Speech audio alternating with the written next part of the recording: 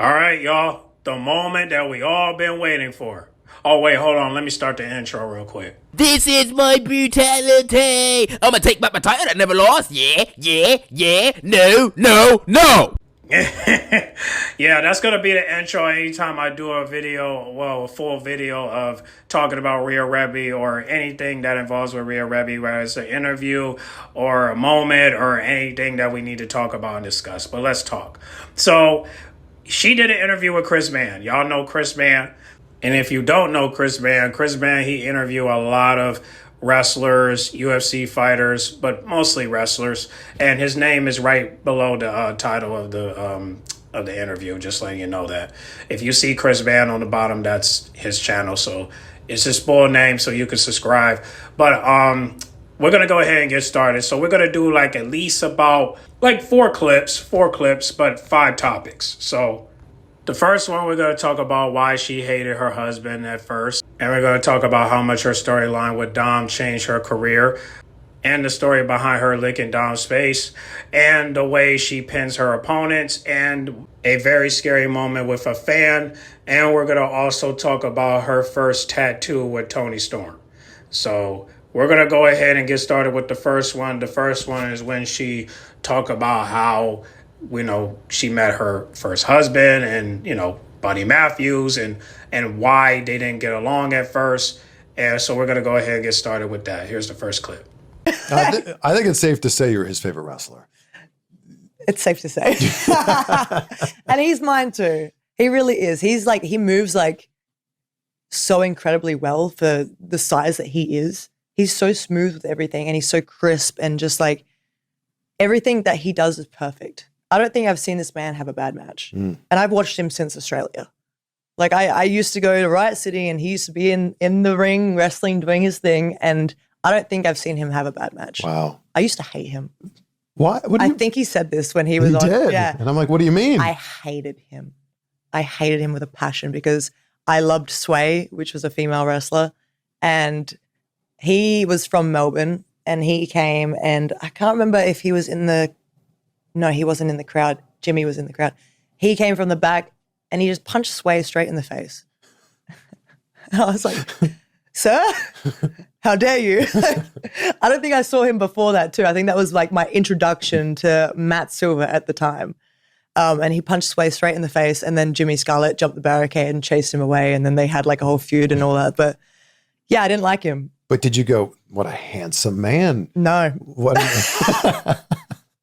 No, I was look at the incredible shape he's in. I was like, who the fuck is this redheaded fuck punching my favorite wrestler? So how did he win you? Like, how'd you come around on him? Honestly, it took a while. How did he win you over?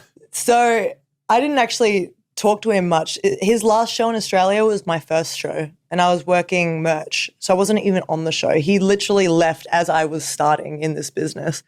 So once we came to America, like, he was at the PC a little bit with the COVID era, so I would see him there. And I saw him a little bit in my NXT run as well, but he wasn't really there at the same time as me. But we'd have like random conversations in passing or just like little bits and pieces, or he'd look depressed and I'd be like, you okay? He'd be like, yeah. And that's about it really. That's all we ever like said to each other. And then my sister actually started dating his best friend. And I went up to him and I was like, Callista's dating Brooksy, right? He goes, what? He never told me that. And then that started like a whole conversation. He's like, I don't like it. I was like, I think they're cute, but like maybe you're right. And then we would talk about their relationship, which kind of like made our relationship a little bit better. But then it came down to a Halloween party at LA Knight's house. And yeah, I rocked up late. I didn't want to go. Simone actually made me go. So I rocked up at like 11 p.m. What were you dressed as? Pennywise. Oh, Wait, wow. actually, that's a lie. That was the next one. I was dressed as Freddy Krueger. Oh my gosh. Yeah. Love Freddy Krueger, if you haven't realized. Oh, yeah. Love him. But I rocked up late. I didn't actually have a proper costume. I just put this random woolen thing on that was like black and red lines. And then I had the claw and I had the hat. And that's all I had.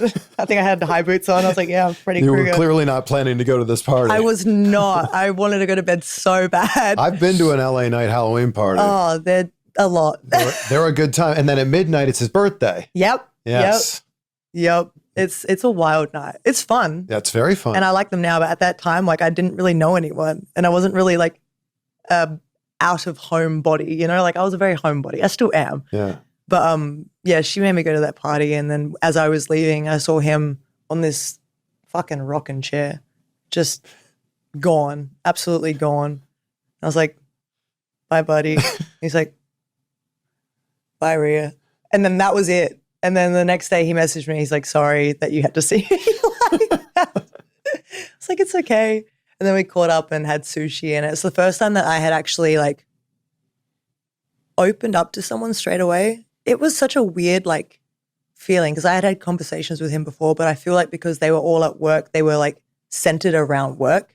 Where when we went and got sushi, he was a completely different person. I saw like the happy, bubbly side of him, the protective side. I talked to him about everything that has happened in my life before that moment and like the bad, the good, the everything. I told him about past relationships. I told him about things that I've overcome and like just watching him and his demeanor and like how then he would open up, but he'd also like get angry or upset or happy for me about those situations. I was like, okay, he's actually listening and he actually cares. Where a lot of people, you talk about your life and you're like, oh, they're just listening for the sake of listening, where he actually like listened, which then helped me open up more. And by the time that date was over, like he knew so much about me, so much more than he had already known. And like, I just knew from pretty much then I was like, he's someone special that I kind of want to like continue seeing and see where this goes. Even though I hated him before. Look at you guys now. Yeah. Look at you now. I know. Now we're married. We got 3 fur babies. It's 3? We got 3. Yeah. Wow. Yeah. It's wild. All right, so the next one, we're going to have 2 topics. We're going to talk about, well, they're going to talk about, you know, pretty much how her storyline with Dominic Mysterio changed her, you know, her career. And we're also going to talk about they're going to talk about behind the scenes of, you know, of Dominic Mysterio getting licked on by Rhea Ripley. You know what I mean? So, yeah, if y'all remember when Rhea Ripley licked his face and kissed him afterwards, they're going to get behind that. So so this is like a combined video. So we're going to go ahead and get started with that. How much do you think your storyline with Dominic helped to level you up? Oh, I think a lot. Honestly, I think that was like another turning point in my career, being partnered with Dom and also being a part of the Judgment Day. It made me open up as a performer. It made me have to work a lot more because I was doing like 9 segments in a 16-segment show, sometimes more. We were doing everything as a part of Judgment Day. I was running around helping Finn and Damien and then helping Dom and doing promos, making business deals, wrestling myself, doing women's storylines. And I was just like, I had no time to think about absolutely anything. I just had to go. I was like, what do I need to do? Cool. Going live in 3, 2, 1, do what you got to do. And then being partnered with Dom, it just like, it helped my character like transform into something different. Because I feel like in NXT, I was doing the same thing, but on the different brands. I was NXT UK and I was like that force that came from the second Mae Young Classic. And then that kind of transferred onto NXT, but in a babyface sort of manner, which was a little bit different, but kind of the same. And then as soon as I came to the main roster, it was in COVID. So like Vince didn't know what to do with me. He didn't know if I was face or heel. And he's like, well, she looks like a heel. And everyone was like, you don't understand. She's a baby face. People actually like her. He's like, nah, she's a heel. So then going out there and being so confused on like what I'm doing, but not having that crowd reaction to actually like feed off of and prove my point that I was a baby face at the time, it made it really hard. And then after that, like obviously the trial and error with the tag team stuff, but also like holding on to who I was in NXT. I feel like when I got partnered with Dom, I could actually like blossom a little bit into something different. Instead of being the hard ass all the time, I was mommy. And Mommy became a whole other character. It did. It became a whole thing of its its own. And it's just like it's wild to see how far that mommy character went. Like I had so many different mommy phases within that 2 years, and like each Raw would see like 2 to 3 different mommies. You know, like I said, I'd be doing like business deals with Paul Heyman, and I'd be like a mommy business sort of thing there, and then I'd have to split bloody Priest and Finn up from fighting each other when they're about to go out and do a tag match, and I'd be Mommy Rhea then, where I'm stern and I'm like, no. And then I'd be Mommy Rhea with Dom, where it's like I'm loving, I'm nurturing, I'm helpful, I'm there for him. And it's just like so many different mommies all in one. And it's like, I feel like that just helped me with like opening up and acting and showing different sides of myself and connecting to different like groups of individuals in the crowd as well. Which then helped me get more popular with what I was doing because people could connect with it. Did you have any idea mommy would be a thing? No, I was trying to push the Poppy agenda. And they were like, that's taken.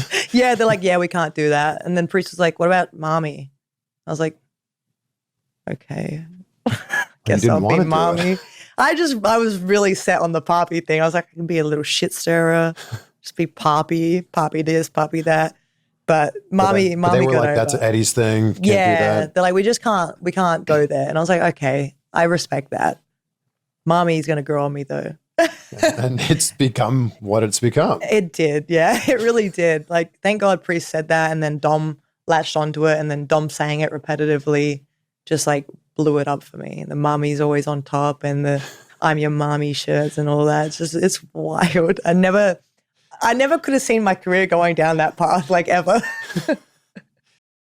Well, I think the, Poppy thing would have worked out, but of course, they could have just said Poppy and Mommy, but I guess they wanted to just stick with that, I guess. But still, I would have liked it if it was just like, I don't know, I would have liked it if it was Poppy, but if Eddie, I get a trademark and all that, so I still would have, because then at least Dom would have been, acknowledged. It wouldn't be Rhea, being acknowledged. But then again, of course, it could have worked out in both ways if you would say Poppy and Mommy. But, it is what it is. I don't know. Y'all can comment down below. Let me know. What do you guys think? Do you think they should stick with Poppy or you think that, because it would have worked out if they would have went both ways, you know what I'm saying? But y'all can comment down below, let me know. I just wanted to pause and see, do you guys think they should just stick with the Poppy thing or just stick with the mommy thing? Like, they stick with, like, the mommy thing is no big deal. It's just that, I just would prefer if they did both. But y'all can comment down below, let me know. But let's get back to the video. When you licked Dom, was that kind of like the I licked it so it's mine? Yeah. Yeah, it was. Oh man. So like my character is so complex. So complex. Because I'm trying to be a badass. I don't want to be too feminine, but I don't want to be too masked. And like it's like that fine line in the middle, and Hunter's like, well, I wouldn't see you like kissing him. I'm like, okay, that's fair. Rhea Ripley's a little bit too hard around the corners for that. He's like, I see you like licking him. Bruh. I'm like, sadly, I do too. Like, I feel like that's just something I would do. And like, Rhea Ripley's just like so complicated. And it's like, I don't know how to, there's layers to Rhea. Like, she doesn't know how to express herself. So she does it in a completely different way to like hide little bits and pieces. And it's just like, licking just seemed like such an appropriate thing to do. And I was like, yeah, I licked it, so he's mine.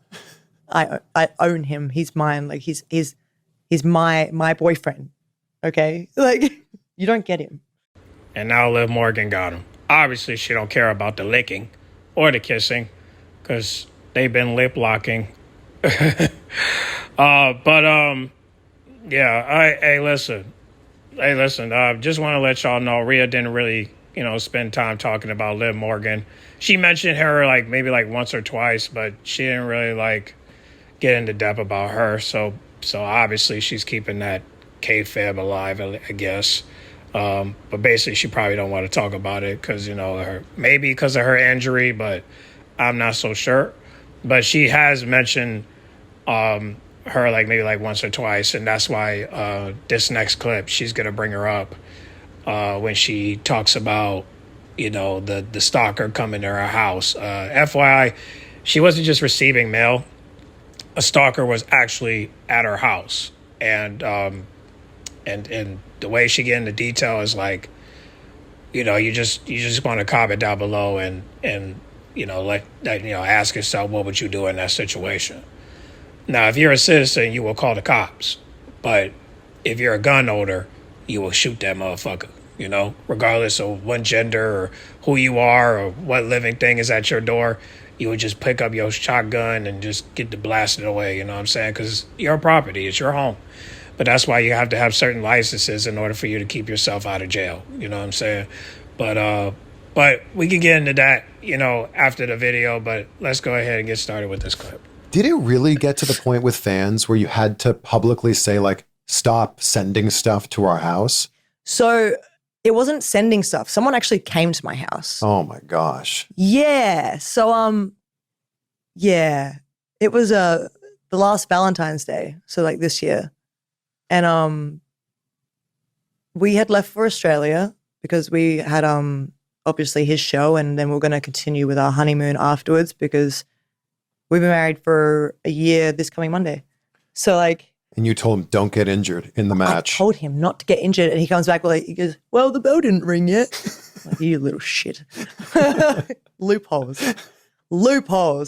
Like, can't you just jump off the corner like a normal human? Like, please, why do you have to roll your ankle and like break everything? And then he still wrestled. He still wrestled. What a beast. And he still walked, and he still did everything, and he gritted his teeth and took it on the chin like a champ because he didn't want to disappoint me. And like, I truly wouldn't have been disappointed. Obviously, like, I wish that we could have done more stuff, but just having that time with him was all that I needed. That's all I really needed, and that's all I ever wanted. And I just wanted to be able to relax with him. And it was nice, like, going to Australia, but not doing like the normal things that we did, because we went and just walked around Queensland for a while. But back on track. But we had left to do all that, and we looked at the Ring camera, and there's some chick at our door, and I didn't think anything of it, and I was like, why does she keep ringing the doorbell and then like just standing there for eternity? And then we had our Australian friends, the Bardea, who live near us, and they came to pick up our mail, and they go, this is for Rhea Ripley, I think it's fan mail. I was like, oh no, who the hell has my address? Like, that's just something that people shouldn't be doing. That's kind of like crossing the line. Like, we are normal people outside of work, and we like our privacy. We like to have like our normal humanity. But I went back and I watched the Ring doorbell, and this chick was like, she just came out of the movie Smile. Like, she was, I'm sorry if you're watching this, lady, but you were terrifying. Like, she was scary. Then why the hell you didn't call the cops? Like, she rang the doorbell and she got real close to it, and she just goes, oh man. and then she looks at her phone and she goes, She did this for so long. Like, she was there for like 10 minutes, and then she left, came back, did it again, and then she left, and then she came back wearing something different. What? And rang the doorbell again. And I was just like, this lady really thinks that we're home. Like, the cars are there because like we left them there. But like, if I was home, I wouldn't know what to do. Like, if I opened the door and she was just standing there, like, what could have happened? Like, she could have done anything. I don't know you. Yeah. Like, you could have attacked me. And I don't know how she got her car in the gate. Like, we have a gated community. So I'm like, no one lets you in. Yeah. Oh, Terrifying. That's so scary. It is. And like, this stuff happens all the time with everyone. Like, Liv had one the other day as well. And then there was a whole Roxanne stuff that was going on. And I'm just like, people need to understand that like, wrestling is our passion, it's our love. But like, at the same time, you have to understand that that's our work. And it's like, we go home and we're different people. And what you see on TV is not what you get outside of TV. So it's like, we're normal people. Please do not come up to our house. Do not stalk our property. Do not threaten to kill us over a storyline on WWE. And it's just like, it's craziness like that. And it's just like, people need to understand boundaries sometimes. Own a firearm, man. Get you a CPL. You know what I'm saying? Make sure you get that CPL, man. That's the only way you can prevent these type of people. You know what I'm saying? When you see somebody pulling up at your door like that, make sure you get that fofo so that way you can get that head crack. You know what I'm saying? Scope with that red dot, you know? And, you know, that unfortunately, that's what you have to do when you're dealing with creeps like that, you know? You can't fight back unless you're going to call the police. You know what I'm saying? Don't open the door. Just call the cops, man. You know what I'm saying? But still own a firearm just in case, you know what I mean? In case they break in your home. You know, luckily this person didn't break in, but I could tell that this person was hoping they will open the door so that way they could, you know, probably kill her. But again, I don't know what does she want, but I mean, I haven't heard any reports saying that she got arrested, but she should have got arrested. You know what I'm saying? And hopefully, you know, that person don't come back, but still, you know, you should have called the cops. I don't know why. Yeah, that shit sucked, man. But that's why I said, like, you gotta call the cops, man. If you're a U.S. citizen, you call the cops. Well, matter of fact, anywhere, just call the cops. You know what I'm saying? Call the cops, get that person locked up, and then, you know, like I said, you know, then press, you know, if you got money for a lawyer and you can press charges, do that. You know what I'm saying? Obviously, this person is working for the devil. You know what I'm saying? So, I hate that Rhea had to go through that, including Buddy, but obviously those dogs wasn't going to do nothing because, you know, it's obvious that them dogs ain't killers. But if them dogs was gorillas, they will probably, you know, they would probably go after that woman. But again, I don't think that woman would care. She'd probably kill him, you know. She'll probably find some way. But yeah, like I said, man, call the cops, man. If you ever see some stuff like that, call the cops. If, you know, or, you know, like I said, own a firearm, you know what I'm saying? So, but, all right, so the next clip, we're just going to get into two more clips, and then after that, we're going to go ahead and discuss and end the video. But the next one, she talks about, you know, the way she pinned her opponents. If y'all see that missionary position pin that she be doing on, you know, most of the divas and whatnot, all the women that she been wrestling with, well, the next clip she's going to talk about how the pin got started. It was basically all men, you know what I'm saying? So if you think about it, she, you know, Rhea used to do like intergender matches, which it makes sense because how buff she is and how muscular she is, so it makes sense. But I just want to like just want to give you guys a little intro before we get to the clip to let y'all know that she has done intergender matches. So, and those matches, you know, helped her with her career, and also, you know, how the, you know, pin got started. They used to call it a sexy pin, but they should have called it missionary. But again, I guess that, you know, we're not going to go there, but we're going to go ahead and get to this clip. So let's play it. The way that you pin people Oh, is like the most Rhea Ripley thing ever. Yeah. Like it feels like something that only your character would do. Yeah. So that actually started in Australia. Oh, you've been doing it that long? I've been doing it for a long time. I pinned Zach Sabbath that way, which was like an intergender match that I had. But I've been doing it for a long time. And I think the reason that it's like really stuck with me is because Matt and Chris Basso, my trainers, they used to call it the sexy pin. And we used to laugh about it every time we'd do it. Be like, ha, sexy pin. So it's just like, I think that's just stuck in my head. Now I'm just like, ha, sexy pin. Like, I don't know why. It's just like my automatic like movements now. It works. It works. It works. Very Rhea Ripley-esque. You've mixed it up with a lot of guys. Mm-hmm. What was the first one? So the first one would probably be Zach. Yeah, Zach Sabbath. What about in WWE? Tozawa. Oh, that was the last one. I actually had the handicap match in NXT with Aaliyah and Robert Stone. Yeah, that was fun. I want to do that again. When you picked up Luke Gallows, yeah, it's like you made it look like he weighed nothing, and he's a big guy. Dude, I got him up there, and literally, I think you could see the smile on my face. I was like, oh my God, I'm doing it. And then once I threw him down, like, I got so in this man's face. I was just screaming. I'm like, you know who I am? I'm Rhea bloody Ripley. I'm just like so hyped that I got this man up and held him for a couple of seconds and then slammed him. Because he's big, dude. He's long. Like, when you pick up someone that tall, like their body proportion, it just like, it rocks you around. So I was like really proud of myself in that moment. And it's funny because Priest comes back afterwards and he's like, of course you had to go all Rhea on him. Like, you just got so excited afterwards and just started screaming, man. It looked like it was nothing. Like, sorry. Sorry, Dad. Like, that's the point. Yeah. I was there to help you. Man, I love the chemistry she has with Damian Priest, man. I hope they team up one day so we can see him back in the ring. But I guess we just have to wait on that. But however, the next one, she talks about her first tattoo, which I had to bring up a backup clip because Rhea did mention Raquel in this clip.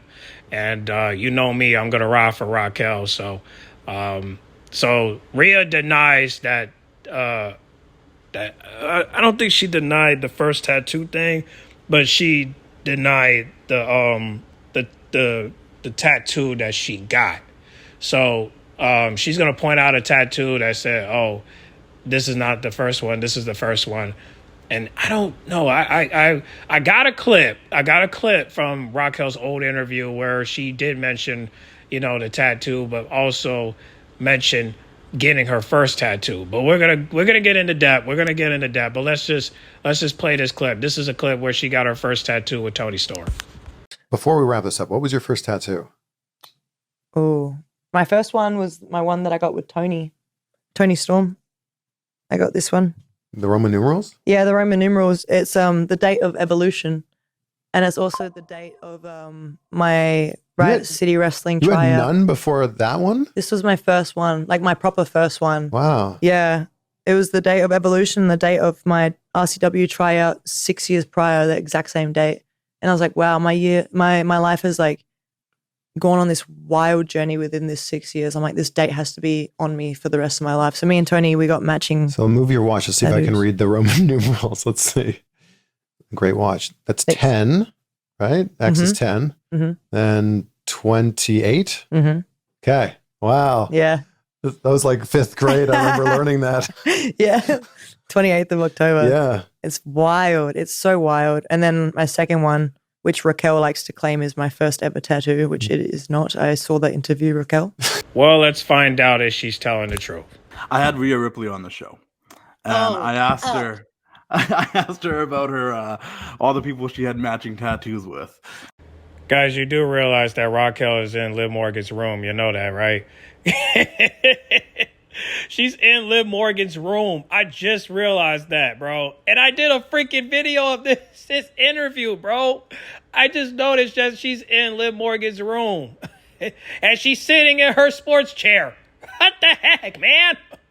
Dang it, Raquel. What you doing in What are you doing in Liv Morgan's room? What, you need Wi-Fi connection? You couldn't get it at home? God damn, man. Jeez. She's doing the interview in Liv Morgan's room. What the hell, man? Oh, come on, dog.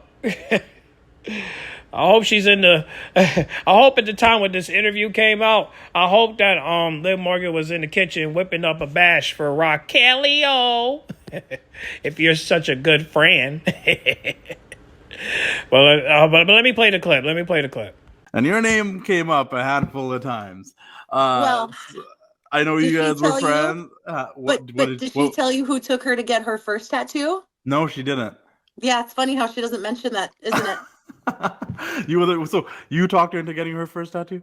Yeah, I talked her into it. And then, I got one too at the time too, but I'd already had a few. And I was like, I'll go first because I'm scared it's going to hurt. And I was like, I'll go first. I'll show you how to be a tough guy. So like if she ever tries to say anything about her tattoos again, just, remind her.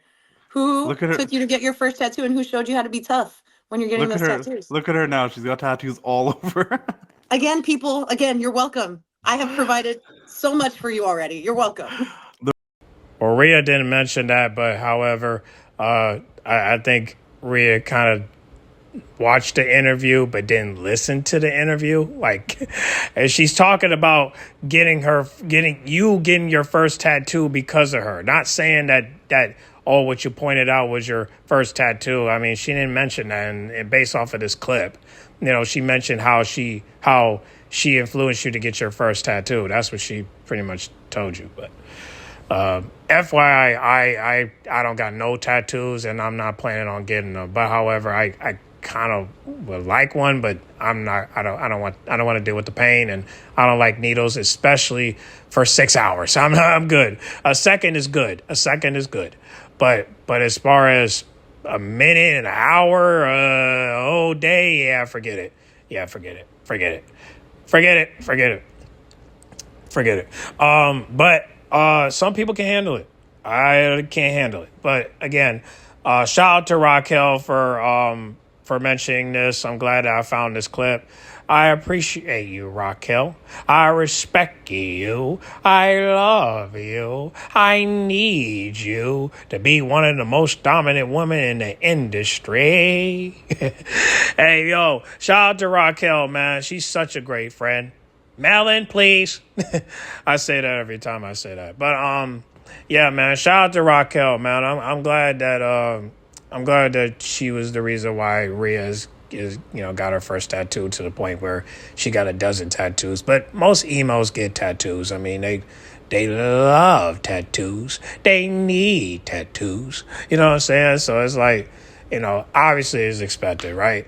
It's expected. But again, it's crazy because every time I look at Raquel's body, I don't see tattoos. I don't see it. I don't see any tattoos from Raquel, but however, she did say she got some tattoos. I'm like, okay, well, I don't see them, but it is what it is. I mean, she said she got some tattoos, but every time I look at her body when she's at the beach, I don't see it. You know what I'm saying? And I'm just talking about, when I go on her Instagram, right? So I don't see the tattoos, but whatever.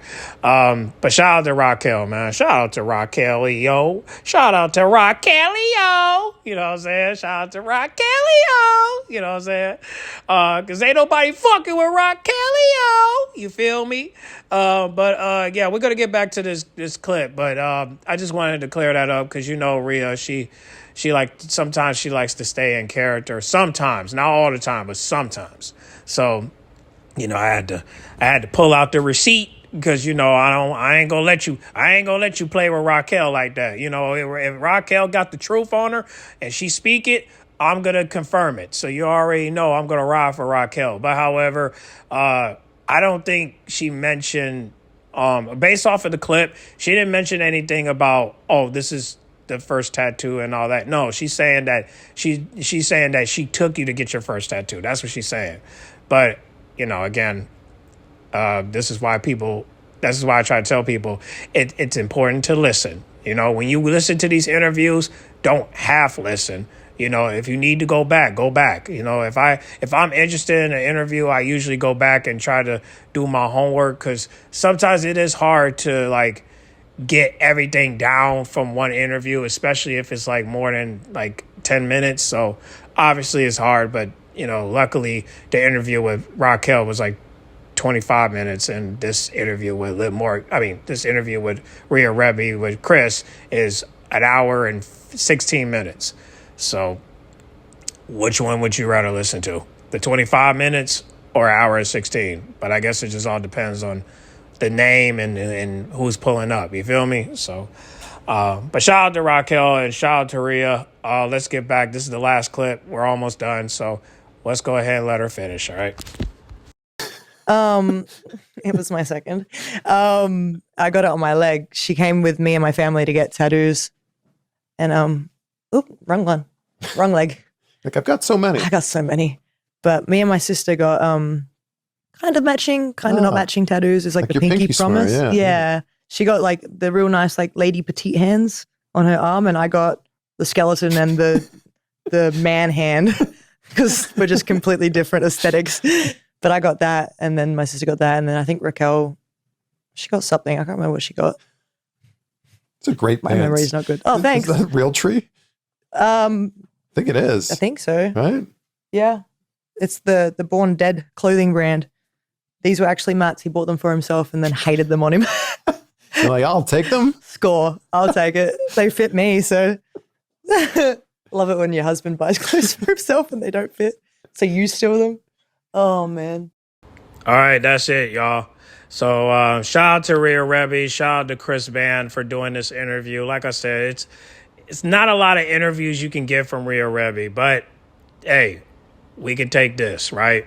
And the good thing about this interview is that, we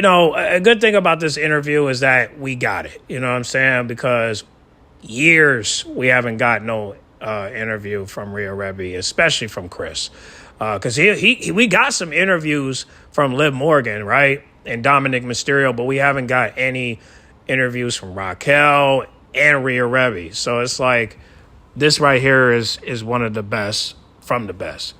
Oh, it's 18 minutes? I thought it was 16, but okay.